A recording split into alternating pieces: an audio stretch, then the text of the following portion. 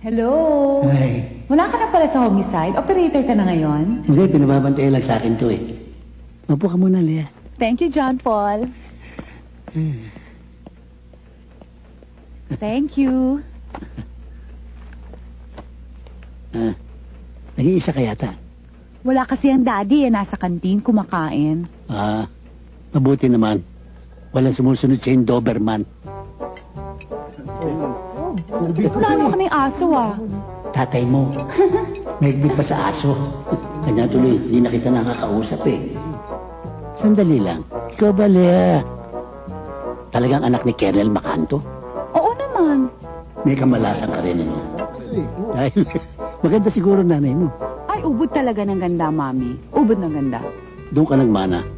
Dahil kung nakamukha mo ang tatay mo, magmumukhang lukot na tsampuy ka. John.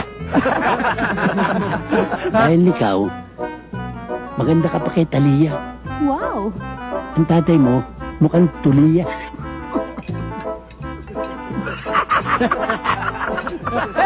Mukha ka ng kuya! Mukha mo mukhang tahong!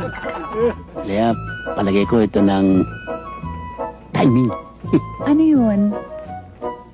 Magtatapat ko sa'yo talagang nung umalis ka, patungong Amerika, talagang nagdurugo ang puso ko. Pero nung makita kita sa airport, nagluksong tinik ang puso ko. Tuwan-tuwa ako. Talaga? Pero, secret ha? Secret. Huwag mo sasabihin sa tatay mo. Tandaan nyo ha! Sabi ni Susana, secret yan ha!